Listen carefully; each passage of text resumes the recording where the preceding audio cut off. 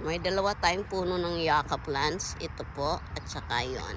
And ng aming garage way. Ayan. Yucca. Yucca. So pretty.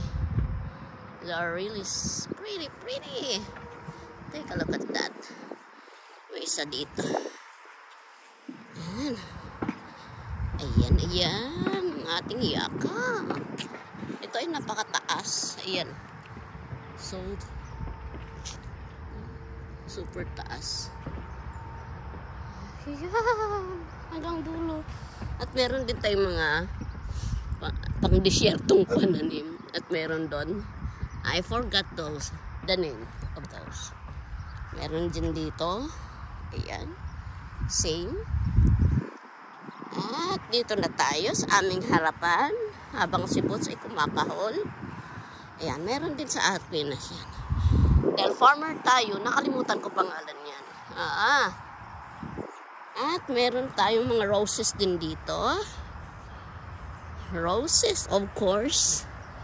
At there's one American rose, pero nagmana na sa akin yung rose. Maliit na. Pinay rose na siya. At meron ding pitonia, no? Small version. Small variety. Ayan, dito na tayo. Ayan, ito na yan. Lily. Diba nawala na yung mga flower, yung yellow flowers dito. Makikita nyo yan pag spring uli. Saka ito. Yung irises. These are irises. Ayan. At meron pa rin tayo doon. Ayan. And of course, here, meron akong tinanim dito. Ayan.